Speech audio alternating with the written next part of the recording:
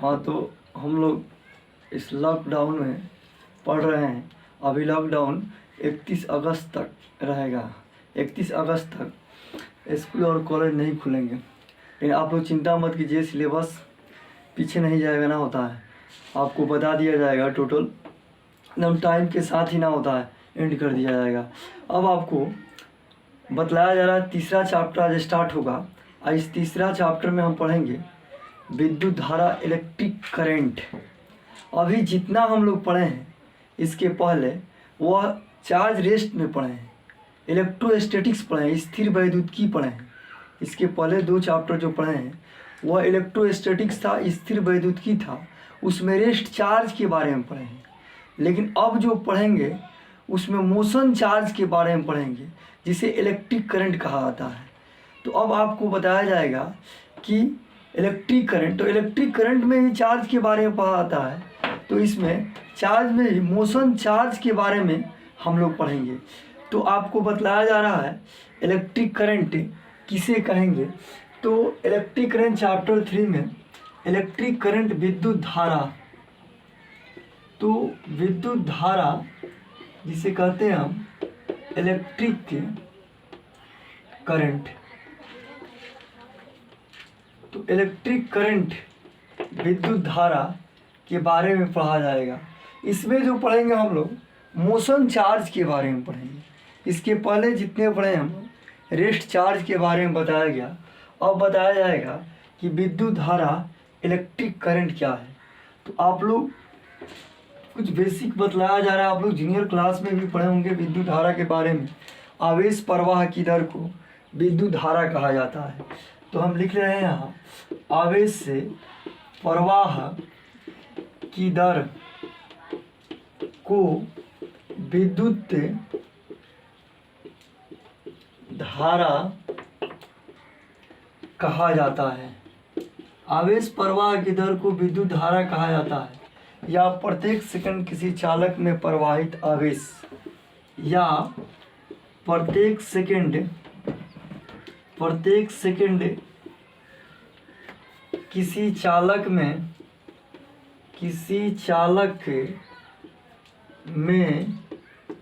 प्रवाहित आवेश से विद्युत धारा कहलाता है। प्रत्येक सेकंड किसी चालक में प्रवाहित आवेश से विद्युत धारा कहलाता है। अब रहा कि इसको कह सकते हैं the rate of charge flow, यानी आवेश प्रवाह की दर को विद्युत धारा कहा जाता है। कहिएगा कि the rate of charge flow is called electric current. तो the rate of charge flow is called electric current, यानी आवेश प्रवाह की दर को क्या कहते हैं, विद्युत धारा कहा जाता है। तो अब यहाँ तो याद रखिएगा, जूनियर क्लास में ही पढ़े होंगे कि आवेश प्रवाह की दर को विद्युत धारा कहा जाता है, या 1 सेकंड में प्रवाहित आवेश क्या कहलाता है, विद्युत धारा कहलाता है। विद्युत धारा को हम आई से डिनोट करते हैं। किससे डिनोट करते हैं? आई से डिनोट करते हैं। तो आवेश प्रवाह की दर को विद्युत धारा कहा जाता है, माने या 1 सेकंड में किसी चालक में प्रवाहित आवेश क्या कहलाता है, विद्युत धारा कहलाता है। विद्युत धारा को किससे लिखते हैं? आई से। तो विद्युत धारा इक्वल टू क्या है? आवेश बाई समय। तो आप तो जानते हैं कि विद्युत धारा इक्वल टू क्या है, विद्युत धारा इक्वल टू आवेश, प्रवाहित आवेश बाई समय, प्रवाहित आवेश बाई समय। जनरली आप पढ़े आई बराबर क्यू बाई टी, यानी विद्युत धारा आई बराबर क्यू बाई टी। अब बताइएगा इसमें क्यू बराबर आप जानते हैं क्या होता है, प्लस माइनस एन ई।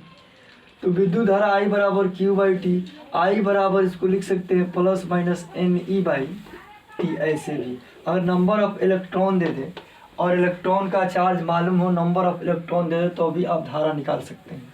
आई बराबर plus minus n e by t. तो विद्युत धारा क्या रहा आपका, आई बराबर क्यू बाई टी। अब आपको बतलाया जा रहा है कि एवरेज धारा और इंस्टेंटेनियस धारा।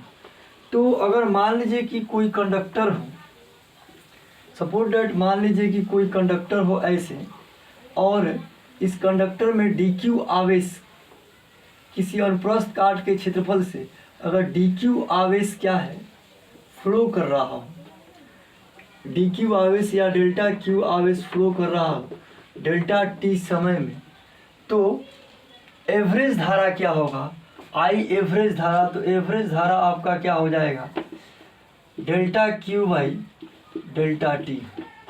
यह एवरेज धारा है, यानी किसी कंडक्टर से delta Q charge delta T समय में, यानी अल्प आवेश अल्प समय में प्रवाहित हो, तो उस स्थिति में धारा एवरेज धारा आपका क्या होगा, I A V equal to delta Q by delta T. अब रहा एक इंस्टेंटेनियस धारा।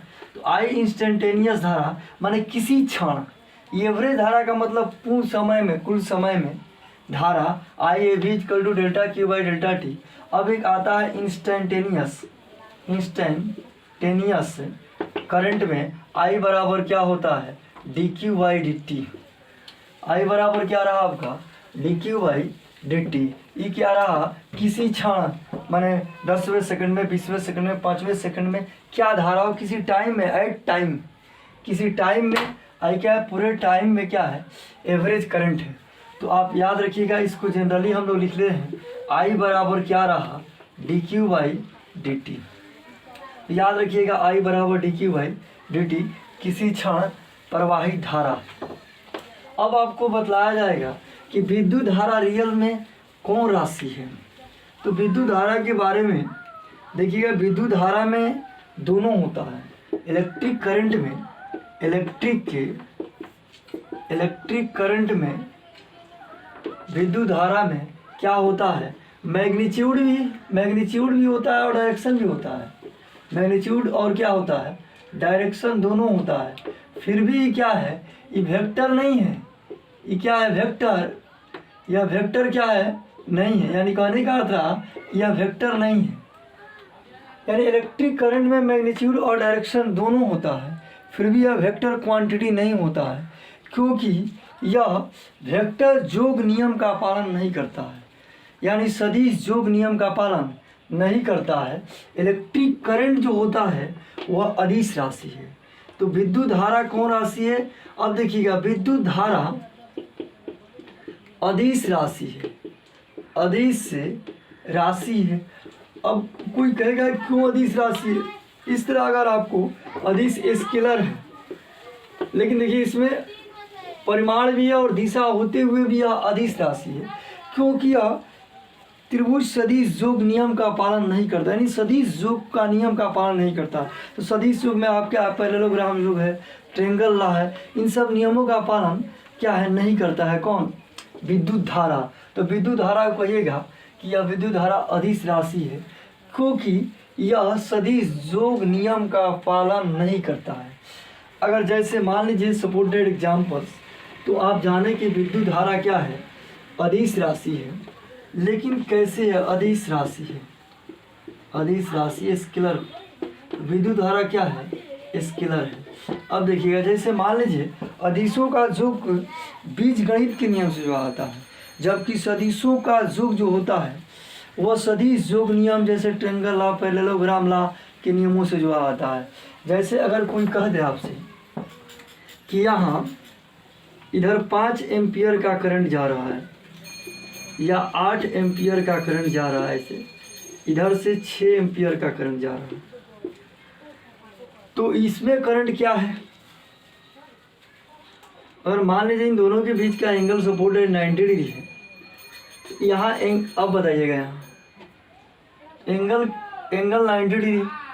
तो अगर आप इसको क्या स्केलर फॉर्म में जोड़िएगा, 8 6 14 एम्पियर इधर करंट गया।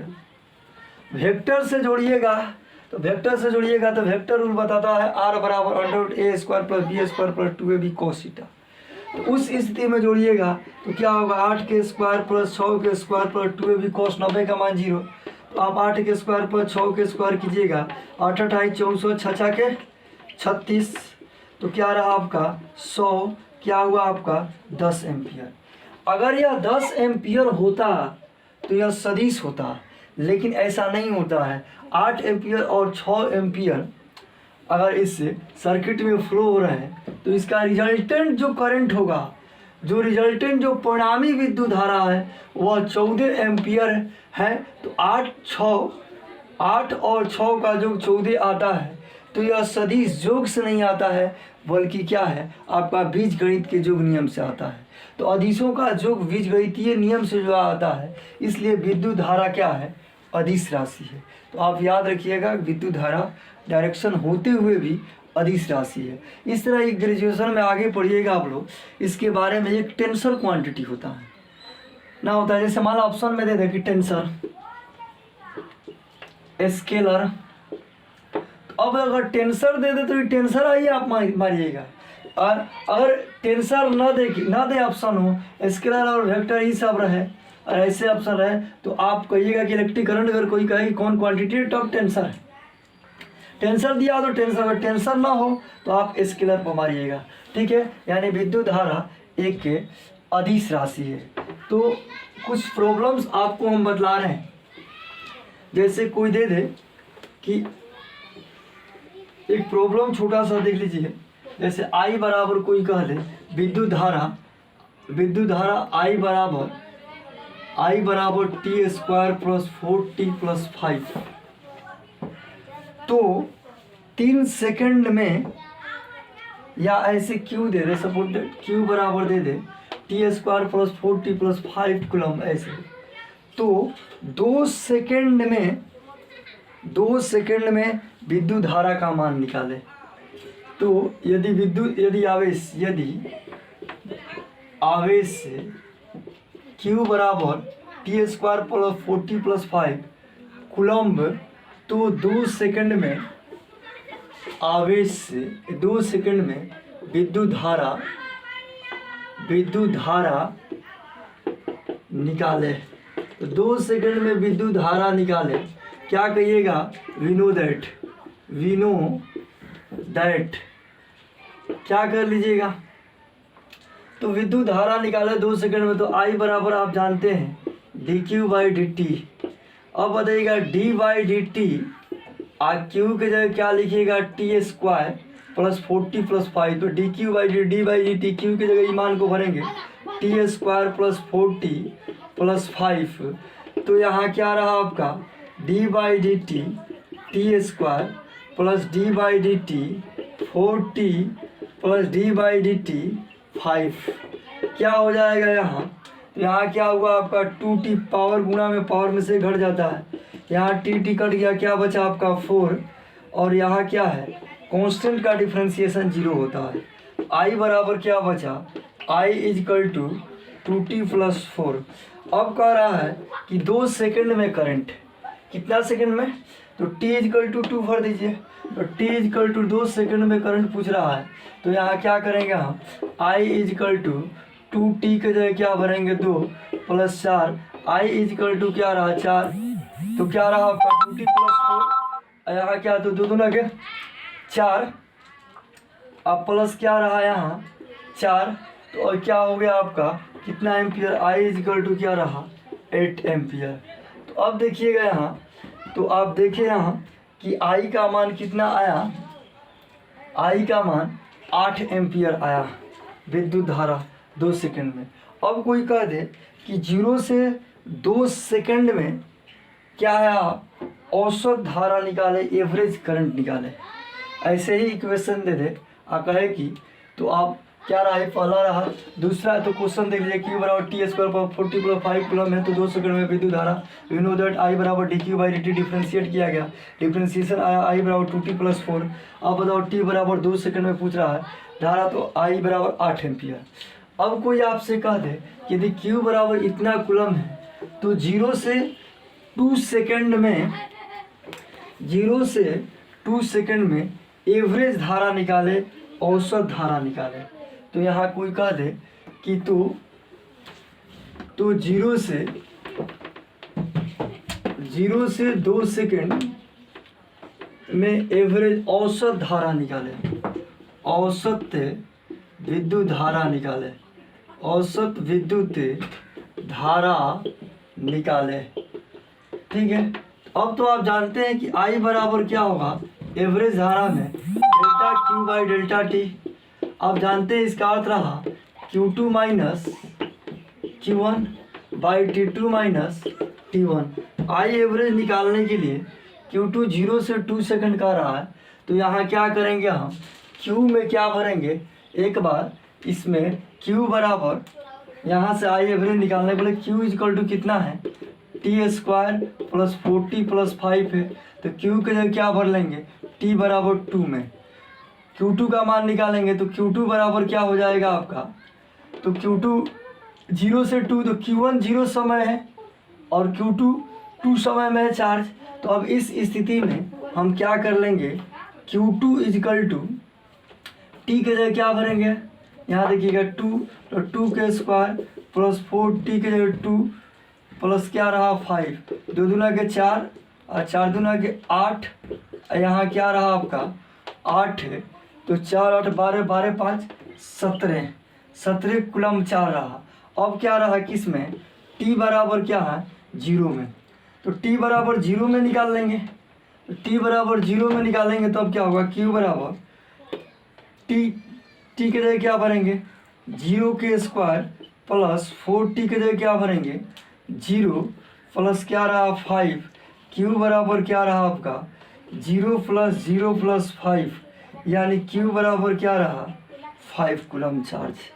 अब निकालेंगे यहाँ तो Q2 का मान कितना है 17 और क्या Q1 का मान कितना है आपका, Q1 का मान 5, T2 माइनस T1 यानी क्या रहा 2 minus 0, I average equal to क्या रहा 17 में से 5 गया कितना रहा आपका 12, I क्या रहा 2, I एवरेज इक्वल टू कितना आया 2 से काट दिए 6 एम्पियर। तो ये आप लोग जूनियर क्लास में भी पढ़े होंगे। अब आपको बतलाया जा रहा है कि अफवाह वेग क्या है, अनुगमन वेग क्या है, ड्रिफ्ट वेलोसिटी किसे कहते हैं। देखिएगा बहुत ही कॉम्प्लिकेटेड टॉपिक है और बहुत ही आसान भी है, आप समझ जाइएगा तो बहुत ही इजी होगा। देखिएगा यहाँ आपको बतला रहे हैं हम कि आखिर में किसी कंडक्टर में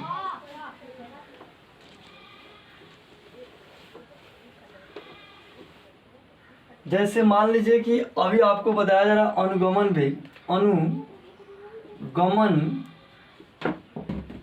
वेग या अपवाह वेग, अपवाह वेग, अब इसको कहते हैं हम ड्रिफ्ट वेलोसिटी, ड्रिफ्ट वेलोसिटी।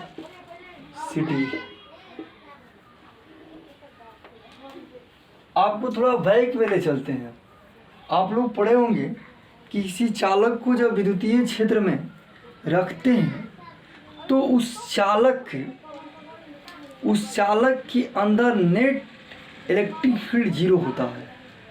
जैसे मान लीजिए कि कोई कंडक्टर है, तो इस कंडक्टर में ऐसे कोई किसी इलेक्ट्रिक फील्ड में रखते हैं, तो अब बताइएगा यहाँ इलेक्ट्रिक फील्ड में रखते हैं तो इसके अंदर नेट जो होता है इलेक्ट्रिक फील्ड वो क्या होता है शून्य होता है।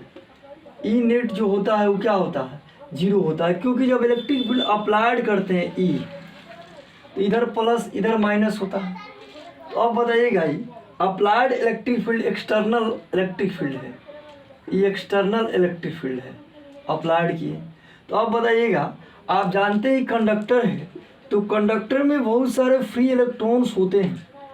तो जब किसी कंडक्टर पर हम बाह्य विद्युतीय क्षेत्र आरोपित करते हैं, इलेक्ट्रिक फील्ड आरोपित करते हैं, या जब किसी कंडक्टर को विद्युतीय क्षेत्र में रखते हैं तो कंडक्टर चालक का इलेक्ट्रॉन विद्युतीय क्षेत्र के विपरीत आने लगते हैं। चालक का इलेक्ट्रॉन आरोपित विद्युतीय क्षेत्र के विपरीत आने लगते हैं, ऐसे इलेक्ट्रॉन ऐसे आने लगते हैं। तो अब बताइएगा इसका मतलब रहा कि इलेक्ट्रॉन विद्युतीय क्षेत्र के दिशा के विपरीत आ जाते हैं, इधर इलेक्ट्रॉन आ जाते हैं। जहाँ से इलेक्ट्रॉन हटते हैं वहाँ क्या होता है, प्लस हो जाता है। तो अब बताइए इस चालक के अंदर भी एक इंड्यूस्ड इलेक्ट्रिक फील्ड प्रोड्यूस होता है, ऐसे इलेक्ट्रिक फील्ड। अब बताइएगा जितना ही होता है अप्लाइड इलेक्ट्रिक फील्ड उतना ही क्या होता है, चालक के अंदर इंड्यूस्ड इलेक्ट्रिक फील्ड होता है। यानी कहने का अर्थ है जबकि चालक पर विद्युतीय क्षेत्र आरोपित करते हैं तो चालक के अंदर प्रेरित विद्युतीय क्षेत्र उत्पन्न हो जाता है। और ये दोनों क्षेत्र जो होता है ई एक्सटर्नल और क्या है ई इंटरनल, ये दोनों जो होता है परिमाण में मैग्नीट्यूड में सेम होता है बट डायरेक्शन में क्या होता है, ऑपोजिट होता है। यानी अप्लाइड इलेक्ट्रिक फील्ड अर्थात कंडक्टर पर applied electric field E external और क्या है इसके अंदर उत्पन्न इलेक्ट्रिक फील्ड ई इंटरनल। क्योंकि अप्लाइड जो इलेक्ट्रिक फील्ड होता है, इलेक्ट्रिक फील्ड की दिशा प्लस से माइनस की होता है। तो अगर इलेक्ट्रिक फील्ड अप्लाइड किए ऐसे तो इस स्थिति में इसमें इलेक्ट्रॉन है तो इलेक्ट्रॉन तो नेगेटिव होता है, इलेक्ट्रॉन किधर आएगा, अप्लाइड आरोपित विद्युतीय क्षेत्र के विपरीत आएगा। जहाँ से इलेक्ट्रॉन हटेंगे वहाँ पॉजिटिव होगा, यहाँ माइनस। अतः इस स्थिति में ई नेट जो आता है वह ई नेट माने परिणामी विद्युतीय क्षेत्र, यानी चालक के अंदर जो परिणामी विद्युतीय क्षेत्र होता है यह शून्य होता है। तो किसी चालक के अंदर नेट जो इलेक्ट्रिक फील्ड होता है यह शून्य होता है। ये तो आप लोग पढ़े हैं, ठीक है, इलेक्ट्रोस्टैटिक्स में।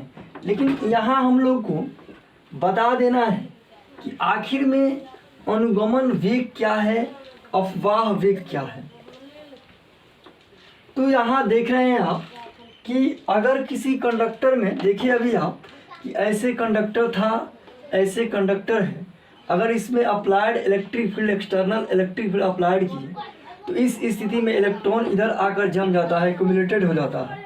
जहाँ से इलेक्ट्रॉन हटता है प्लस ऐसे जम जाता है, ठीक है।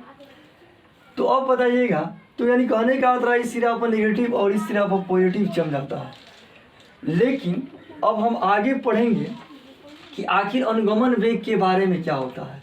तो जब किसी चालक को बैटरी से जोड़ते हैं, उनके सिरों के बीच विभवांतर को आरोपित करते हैं, विभवांतर लगाते हैं किसी कंडक्टर चालक तार द्वारा ऐसे जोड़कर, ऐसे मान लीजिए इस तरह, ऐसे क्या रहा आपका, ऐसे इसको ये कंडक्टर है। अब देखिएगा यहाँ कि अगर इसको किसी बैटरी से हम कनेक्ट करते हैं ऐसे, तब क्या होता है, अगर यही कंडक्टर इसी कंडक्टर में अगर बैटरी से हम कनेक्ट नहीं किए हुए हैं तब क्या होता है, देखिएगा ऐसे। अब देखिएगा, आप तो जानते हैं कि किसी कंडक्टर में फ्री इलेक्ट्रॉन्स होते हैं, बहुत अधिक मात्रा में फ्री इलेक्ट्रॉन होते हैं, मुक्त इलेक्ट्रॉन होते हैं। किसी चालक में बहुत बड़ा संख्या में, बहुत अधिक संख्या में फ्री इलेक्ट्रॉन्स होते हैं। और ये इलेक्ट्रॉन जो होते हैं वे रेंडमली मोशन करते हैं, यानी इच्छा अनुसार जैसे किसी गैस सिलेंडर में गैस की अणु फ्रीली क्या करते हैं, फ्रीली मोशन करते हैं और सिलेंडर के दीवारों से टकराते हैं। उसी प्रकार किसी कंडक्टर में फ्री इलेक्ट्रॉन्स जो होते हैं वह फ्रीली जो इलेक्ट्रॉन्स होते हैं वह यादृच्छिक रेंडम मोशन, इच्छा अनुसार मोशन करते हैं, इच्छा अनुसार इधर उधर, माने कोई उसका सिस्टम नहीं होता है। अनियमित रूप से क्या करते हैं, गति करते हैं फ्री इलेक्ट्रॉन और क्या करते हैं, आयनों से टकराते हैं। तो अब रहा यहाँ कि जो फ्री इलेक्ट्रॉन होते हैं वे क्या करते हैं, इच्छा अनुसार रेंडमली, माने कोई सिस्टम नहीं है, अनियमित गति करते हैं। ऐसे कहिएगा कि किसी चालक में फ्री इलेक्ट्रॉन अनियमित गति करते हैं। अब रहा कि यहाँ आप देखिए कि फ्री इलेक्ट्रॉन ऐसे गति किए, अनियमित गति किए, इच्छा अनुसार यादृच्छिक रेंडम, जैसे किसी अंधा के अगर किसी कोई अंधा व्यक्ति हो तो वो देखिएगा जिग जगना होता है, गति करता है। या आपके आँख पर पट्टी बांध दिया जाए तो आप आगे पीछे ऐसे आँख पर पट्टी बांध दिया जाए और कोई चहट रहा हो तो आप आगे पीछे दोनों ओर गति करते हैं। उसी प्रकार सेम इलेक्ट्रॉन का भी कोई डायरेक्शन नहीं होता है। किसी चालक में इलेक्ट्रॉन जो होता है उसका कोई फिक्स डायरेक्शन नहीं होता है, वह भी इच्छा अनुसार अनियमित गति करता है, रैंडम मोशन करता है। लेकिन जब इस कंडक्टर को किसी बैटरी से जोड़ते हैं, किसी बैटरी या सेल से जोड़ते हैं, तो अब इस स्थिति में ये क्या है, प्लस है, और तो ये क्या हो जाता है, पॉजिटिव साइड, ये क्या रहा आपका, नेगेटिव साइड। तो इस स्थिति में यहाँ इलेक्ट्रिक फील्ड का डायरेक्शन ऐसे हो जाता है, ई प्लस से माइनस, क्योंकि विद्युत बल रेखा की दिशा पॉजिटिव से नेगेटिव की ओर होता है, यानी विद्युत क्षेत्र की दिशा प्लस से माइनस की ओर होता है। तो ई भाग प्लस रहा, ई भाग माइनस रहा। तो अब देखिएगा इसमें के जो इलेक्ट्रॉन है, फ्री इलेक्ट्रॉन, वे इलेक्ट्रॉन क्या करते हैं, ऐसे ऐसे मोशन करते हैं, ऐसे ऐसे इसके डायरेक्शन में क्या करते हैं, मोशन करने लगते हैं ऐसे।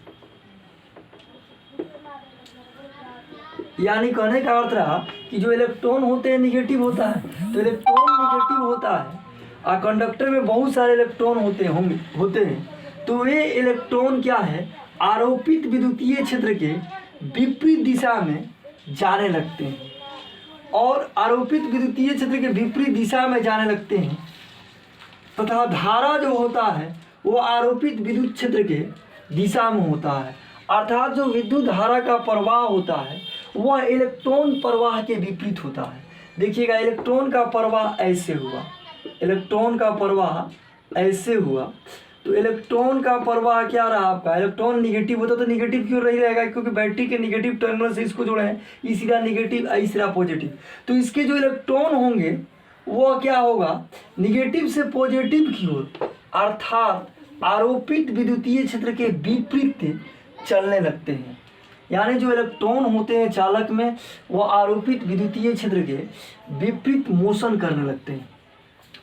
अब बताइएगा, तो विपरीत मोशन करने लगते, धारा क्या होता है, इलेक्ट्रॉन के विपरीत धारा का प्रवाह होता है। तो यहाँ कहा जाता है कि अनुगमन वेग में, अपवाह वेग में, तो अपवाह वेग में, लेकिन अब देखिएगा ये एकाएक ऐसे सीधे में नहीं होते हैं, तो ऐसे इलेक्ट्रॉन चलते हैं, ऐसे इलेक्ट्रॉन जो होते हैं वे ड्रिफ्ट करते हैं, लेकिन जिग जैग में करते हैं, दाएं बाएं करके करते हैं।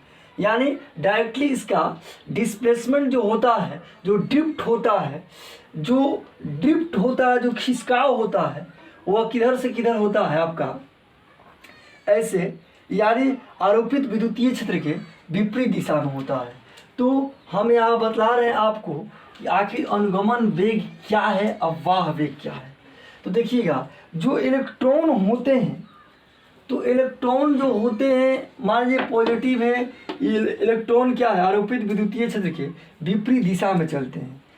किसी चालक में जो इलेक्ट्रॉन होते हैं तो ये इलेक्ट्रॉन जो है वह थर्मल एनर्जी से चलते हैं।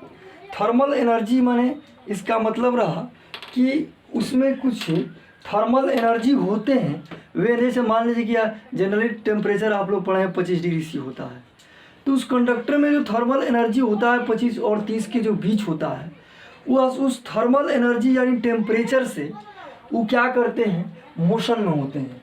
तो थर्मल एनर्जी के कारण क्या होता है, वे मोशन में होते हैं। थर्मल एनर्जी यानी तापीय ऊर्जा होता है, तापीय ऊर्जा के कारण क्या होता है, चालक में इलेक्ट्रॉन गति करता है। अब रहा कि ये जो रैंडम मोशन होता है, यह रैंडम मोशन 10 के पावर 5, तो आपको बतला रहे हैं कि मान लीजिए कि कोई कंडक्टर है, सपोर्ट दैट ऐसे ऐसे मोशन किया, ऐसे मोशन किया, ऐसे मोशन किया, ऐसे मोशन किया, ठीक है, रैंडम मोशन करता है। तो यह थर्मल एनर्जी यानी जो तापमान होता है जनरली 25 और 30 डिग्री सी के बीच, यानी तापीय ऊर्जा के कारण 10 के पावर 5 मीटर पर सेकेंड की 10 के पावर 5 मीटर पर सेकेंड की वेग से क्या करता है, मोशन करता है। तो अब रहा जब मोशन करता है इस वेग से, तो 10 के पावर 5 मीटर पर सेकंड थर्मल एनर्जी से क्या है, मैं थर्मल एनर्जी इलेक्ट्रॉन के पास होता है और उस थर्मल एनर्जी से 10 के पावर 5 मीटर पर सेकंड के वेग से चलता है। अब रहा कि कोई इलेक्ट्रॉन है सपोर्टेड, मान लीजिए कि आप इलेक्ट्रिक फील्ड लगा दिए, सपोर्टेड यहाँ इलेक्ट्रिक फील्ड लगा दिए, कोई इलेक्ट्रॉन रहा, तो इलेक्ट्रॉन जब है, मान लीजिए इलेक्ट्रॉन है यहाँ आया, यहाँ क्या है, किसी एटम से, कंडक्टर के किसी एटम में गया और वहाँ क्या है, उससे टकराया और टकराकर अल्प समय के लिए रुका और फिर वह थर्मल एनर्जी से वह फिर क्या है, आगे बढ़ा। थर्मल एनर्जी से क्या है, फिर वह इलेक्ट्रॉन आगे बढ़ा। समझ रहे मेरे बात को? यानी कंडक्टर में फ्री इलेक्ट्रॉन्स होते हैं, कंडक्टर में फ्री इलेक्ट्रॉन्स होते हैं। वे इलेक्ट्रॉन कंडक्टर के एटम से टकराते हैं, मोलेकुल से टकराते हैं और कुछ समय के लिए रुकते हैं और पुनः वह थर्मल एनर्जी के साथ वह क्या होते हैं, त्वरित होते हैं। तो देखिएगा ऐसे रहा इलेक्ट्रॉन, फिर क्या रहा आपका, ऐसे इलेक्ट्रॉन यहाँ टकराया, फिर यहाँ टकरा कर फिर क्या है आपका इलेक्ट्रॉन, मान लीजिए कि यहाँ गया, फिर टकराया, फिर क्या है इलेक्ट्रॉन यहाँ आया। तो कहने का अर्थ रहा कि उसमें डिस्प्लेसमेंट होता है, लेकिन ये डिस्प्लेसमेंट आगे की हुआ, कितना हुआ, बहुत अल्प हुआ। ऐसे इलेक्ट्रॉन यहाँ से चला, तो यहाँ से चला आपका इलेक्ट्रॉन सपोर्टेड, यहाँ से इलेक्ट्रॉन चला, तो मान लीजिए कि ऐसे आया, ऐसे आया, ऐसे आया, ठीक है, फिर ऐसे आया। तो आखिर कहने का अर्थ रहा कि इलेक्ट्रॉन जो है वह आगे की ओर खिसकता है, माने कंडक्टर में आरोपित विद्युतीय क्षेत्र के विपरीत खिसकता है, लेकिन बहुत स्लो, बहुत धीमे चाल से क्या करता है, खिसकता है। जैसे आपको आप देखें यहाँ कि जो इलेक्ट्रॉन है सपोर्टेड इलेक्ट्रॉन यहाँ गया, पुनः क्या है यहाँ आया, पुनः क्या है यहाँ आया, पुनः ऐसे आया। तो कहने का अर्थ रहा कि जो इलेक्ट्रॉन है वह इलेक्ट्रॉन आखिर इसका डिस्प्लेसमेंट कितना रहा यहाँ, तो आगे क्यों डिस्प्लेसमेंट क्या है, डिस्प्लेसमेंट है इसका इलेक्ट्रॉन का जो डिस्प्लेसमेंट जो रहा तो आखिर रहा, लेकिन क्या है, बहुत घूमने के बाद, यानी आरोपित विद्युतीय क्षेत्र, आरोपित जो विद्युतीय क्षेत्र आपने ऐसा किया और जो इलेक्ट्रॉन क्या है ऐसे मिला आपको, ऐसे पुनः ऐसे मिला, पुनः क्या है ऐसे मिला, ऐसे करके इसका डिस्प्लेसमेंट आप निकाले, तो ऐसे गया, फिर ऐसे आया, फिर ऐसे। लेकिन डिस्प्लेसमेंट की जब बात आएगी तो यही होगा आपका डिस्प्लेसमेंट, इतना ही। तो कहने का अर्थ रहा यहाँ कि आरोपित विद्युतीय क्षेत्र के विपरीत दिशा में इलेक्ट्रॉन का जो औसत वेग होता है वही क्या कहलाता है आपका, वही अनुगमन वेग कहलाता है। अब रहा कि इसमें मान लीजिए कि यहाँ इलेक्ट्रॉन है, तो परम में जो इलेक्ट्रॉन है, मान लीजिए ई है, यहाँ ई इलेक्ट्रॉन बहुत सारे रेंडम मोशन कर रहे हैं, ऐसे यादृच्छिक मोशन कर रहे हैं ऐसे इलेक्ट्रॉन। मान लीजिए कि इसमें इलेक्ट्रॉन है, इसका वेलोसिटी u1 है, या इसका वेलोसिटी u1 है, इसका u2 है, इसका u3 है, इसका u4 है, इसका u5 है। तो अब बताइएगा कि u5 है, अब यहाँ क्या रहा आपका, जैसे मान लीजिए कि इसमें बहुत सारे इलेक्ट्रॉन हैं, ऐसे गया, इसका वेलोसिटी मान लीजिए u1 है, ऐसे इसका इलेक्ट्रॉन e है, इसका वेलोसिटी मान लीजिए u2 है, ऐसे क्या है इलेक्ट्रॉन है, इसका वेलोसिटी क्या है u3 है, ऐसे बहुत सारे इलेक्ट्रॉन हैं, इसका वेलोसिटी क्या है u4 है। तो अब बताइए, तो रेंडम है, आगे आया पाछे आया, माने मोशन रेंडम मोशन करता है। तो इसका जो एवरेज हुआ, एवरेज जो वेलोसिटी रहा आपका, तो क्या रहा आपका यू एवरेज वेलोसिटी जो आप निकालेंगे वो क्या मिलेगा आपको, u1 plus u2 plus u3 plus u4 dot un by n equal to क्या होगा, 0 होगा। अगर मान लीजिए कि परम में पहला इलेक्ट्रॉन, दूसरा इलेक्ट्रॉन, तो बहुत सारे इलेक्ट्रॉन हैं, माने प्रारंभिक इलेक्ट्रॉन का वेग u1 है, दूसरा इलेक्ट्रॉन का वेग u2 है, तीसरा इलेक्ट्रॉन का वेग u3 है। बहुत सारे इलेक्ट्रॉन होते हैं, आप तो जानते हैं कंडक्टर में बहुत सारे इलेक्ट्रॉन होते हैं। यदि मान लीजिए पहला एक इलेक्ट्रॉन u1 वेग से, दूसरा u2, तीसरा u3, चौथा u4, इसी तरह क्या है नवा इलेक्ट्रॉन u1 वेलोसिटी से चलता है, तो उसका एवरेज क्या है आपका, इसका एवरेज क्या है, 0 आया। अब आपको बतलाया गया कि यदि टक्कर के बाद मान लीजिए कोई इलेक्ट्रॉन है, यह क्या आता है, मोलिक्यूल्स आयन से क्या होते हैं यानी एटम से टकराते हैं, और टकराने के बाद मान लीजिए प्रारंभ में इसका वेलोसिटी u1 है, और टकराने के बाद इसका वेलोसिटी क्या होता है, v1 हो जाता है। तो इस स्थिति में टकराने के बाद अगर इसका वेलोसिटी v1 हो जाता है, तो अब यहाँ क्या है, एक इलेक्ट्रॉन का, ऐसे तो बहुत सारा इलेक्ट्रॉन है। अगर दूसरा इलेक्ट्रॉन है, अगर इसका वेलोसिटी u2 है, और क्या है, किसी एटम से क्या एटम से टकराता है, तो कुछ समय के लिए उसका वेलोसिटी रुक जाता है, उसके बाद पुनः वो वेलोसिटी से चलने लगता है। तो माने दूसरा इलेक्ट्रॉन का वेलोसिटी u2 है, फिर टकराने के बाद एटम से इसका वेलोसिटी क्या हो गया, v2 हो गया। तो इस स्थिति में हम क्या करेंगे, अब देखिएगा कि इलेक्ट्रॉन के टकरों के बीच, इलेक्ट्रॉन के दो टकरों के बीच लगा जो समय होता है, उस समय को हम विश्रांत काल कहते हैं। यानी इलेक्ट्रॉन के दो टकरों के बीच लगा जो समय होता है, उसे विश्रांत काल, रिलैक्सेशन टाइम कहा जाता है। तो वो विश्रांत काल को हम कैसे डिनोट करते हैं, विश्रांत काल जिसे कहते हैं हम रिलैक्सेशन टाइम। यानी कहिएगा कि टकरों के बीच जो इलेक्ट्रॉन टकराते हैं, इलेक्ट्रॉन चलते हैं, तो चालक में एटम होते हैं, उसे टकराते हैं, कुछ समय के लिए रुकते हैं, पुनः वह क्या होता है, चलने लगते हैं। तो कहिएगा कि इलेक्ट्रॉन के टकरों के बीच लगा अल्पकालिक समय क्या कहलाता है, विश्रांत काल कहलाता है, रिलैक्सेशन टाइम कहलाता है। रिलैक्सेशन टाइम को टाउ से डिनोट करते हैं।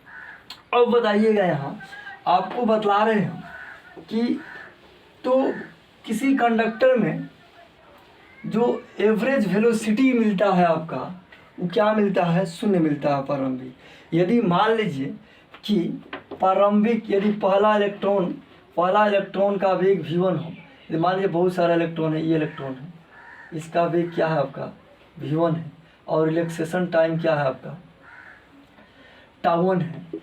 दूसरा क्या इलेक्ट्रॉन है, उसका क्या है, वेग क्या है, v2 है, और उसका रिलैक्सेशन टाइम क्या है, यानी विश्रांत काल, टकरों के बीच लगा समय, यानी इलेक्ट्रॉन के टकरों के बीच लगा समय जो होता है, वही क्या कहलाता है, विश्रांत काल कहलाता है। इसी तरह ई है, इसका क्या रहा आपका, कोई इलेक्ट्रॉन है, इसका क्या रहा आपका τ2, इसका क्या रहा τ3, और क्या इसका वेलोसिटी क्या रहा v3।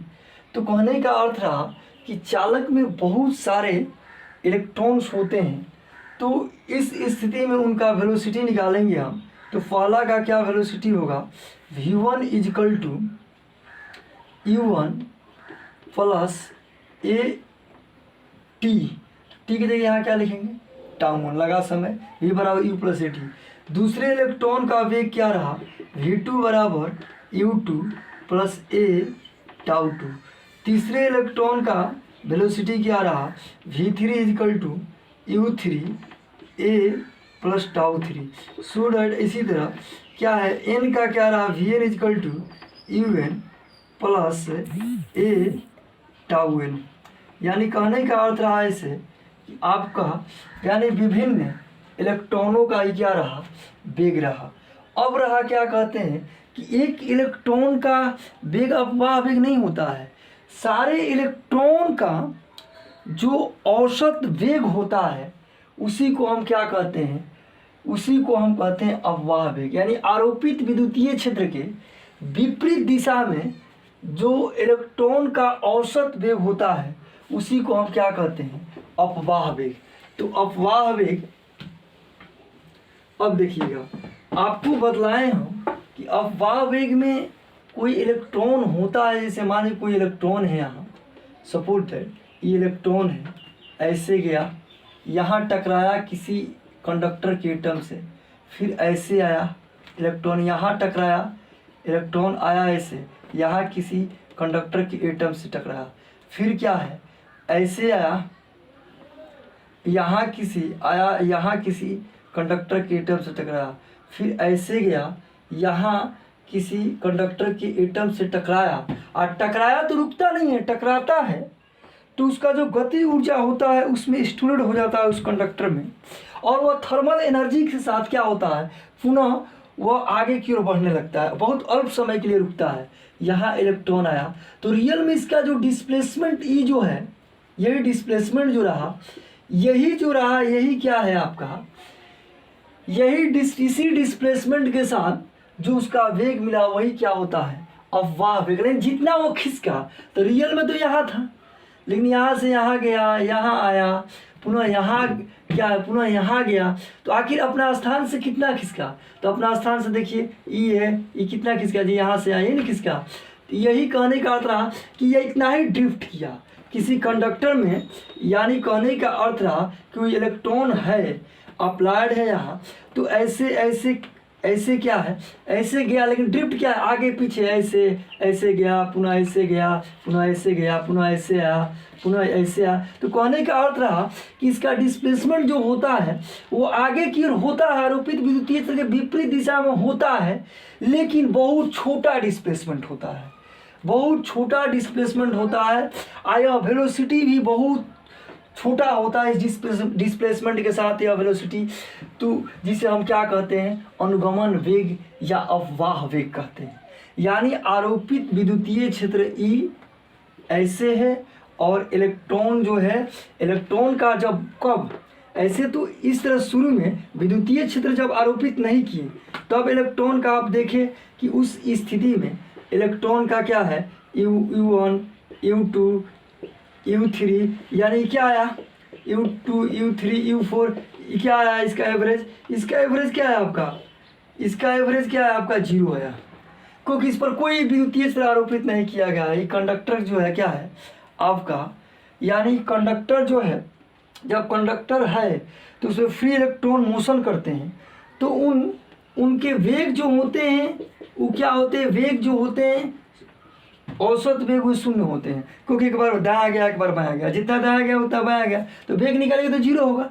लेकिन जब, क्योंकि इसमें जो होता है, यानी इसमें इलेक्ट्रिक फील्ड नहीं आरोपित है, एक इलेक्ट्रॉन इधर, फिर क्या है ऐसे, फिर ऐसे रेंडम मोशन करता है। तो रेंडम मोशन जब किया इलेक्ट्रॉन, तो इस स्थिति में क्या रहा आपका कि एवरेज जो वेलोसिटी रहा वो क्या आया 0।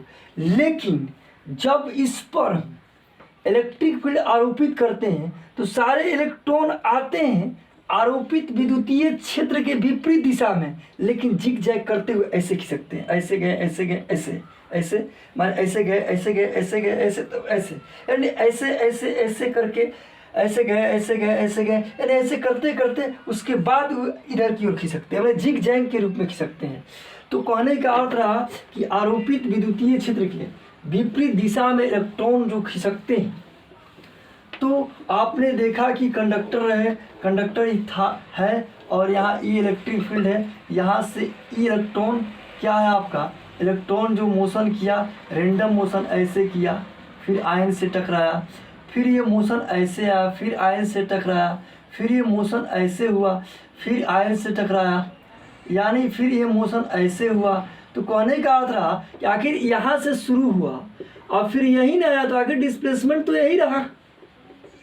तो डिस्प्लेसमेंट बहुत अल्प होता है आरोपित विद्युतीय क्षेत्र के विपरीत दिशा में, यानी बहुत छोटा डिस्प्लेसमेंट हुआ।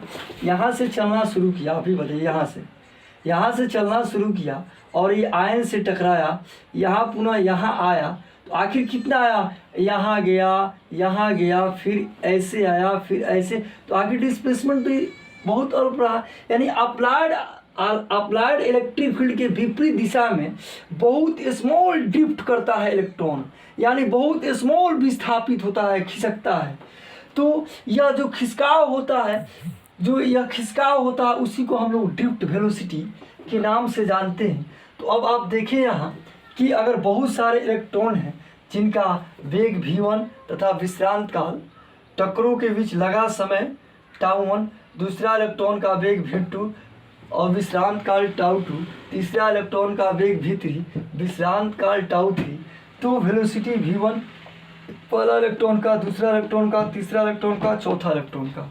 अब हम क्या निकालेंगे यहाँ कि क्या निकालेंगे हम कि अपवाह वेग जिसे कहते हैं ड्रिफ्ट वेलोसिटी।